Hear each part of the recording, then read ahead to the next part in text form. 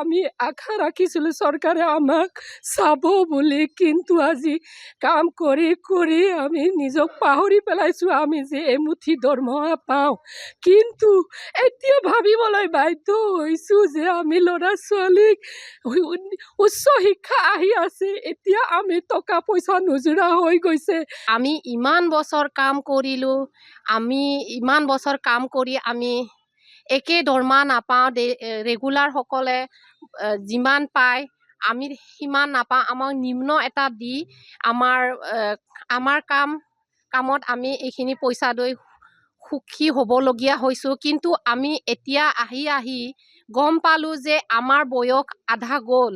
18 বছৰ চাকৰি কৰি এতিয়া আমি পিছলৈ তাৰমানে কি কৰিম এতিয়া আমি ভাবিবলৈ বাধ্য হৈছোঁ। ইমান বছৰে চৰকাৰে আমাক ৰেগুলাৰ কৰিব বুলি আশা দি থৈছিলে, আশা ৰাখিছিলোঁ, আশা লৈ আমি বুকুত আশা লৈ আমি কাম কৰি আহি আছিলোঁ আৰু আমি যিমান পাৰোঁ নিজকে আহুতি দিয়াৰ দৰে কাম কৰিছিলোঁ।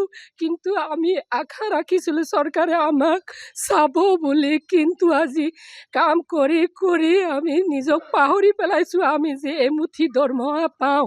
কিন্তু এতিয়া ভাবিবলৈ বাধ্য হৈছোঁ যে আমি ল'ৰা ছোৱালীক উচ্চ শিক্ষা আহি আছে, এতিয়া আমি টকা পইচা নোজোৰা হৈ গৈছে। সেইকাৰণে চৰকাৰে আমাক অকণমান চকু মেলি চাই আমাক যাতে আমাৰ চাকৰি নিয়মীয়া কৰি দিয়ে আৰু আমাৰ যিখিনি আমি দাবী কৰিছোঁ সেইখিনি দাবী যাতে মানি লয় চৰকাৰৰ মুখ্যমন্ত্ৰী মহোদয়লৈ আমাৰ এইটোৱে অনুৰোধ। মোৰ ক'বলগীয়া ইমানে। আমি আশা ৰাখিছিলোঁ চৰকাৰে আমাক চাব বুলি, কিন্তু আজি কাম কৰি কৰি আমি নিজক পাহৰি পেলাইছোঁ আমি যে এমুঠি দৰমহা পাওঁ। কিন্তু এতিয়া ভাবিবলৈ বাধ্য হৈছোঁ যে আমি ল'ৰা ছোৱালীক উচ্চ শিক্ষা আহি আছে, এতিয়া আমি টকা পইচা নোজোৰা হৈ গৈছে। আমি ইমান বছৰ কাম কৰিলোঁ, আমি ইমান বছৰ কাম কৰি আমি একে দৰমহা নাপাওঁ।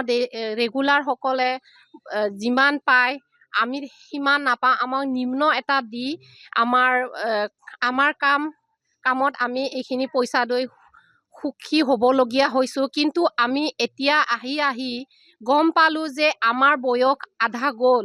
18 বছৰ চাকৰি কৰি এতিয়া আমি পিছলৈ তাৰমানে কি কৰিম এতিয়া আমি ভাবিবলৈ বাধ্য হৈছোঁ। ইমান বছৰে চৰকাৰে আমাক ৰেগুলাৰ কৰিব বুলি আশা দি থৈছিলে, আশা ৰাখিছিলোঁ, আশা লৈ আমি বুকুত আশা লৈ আমি কাম কৰি আহি আছিলোঁ আৰু আমি যিমান পাৰোঁ নিজকে আহুতি দিয়াৰ দৰে কাম কৰিছিলোঁ।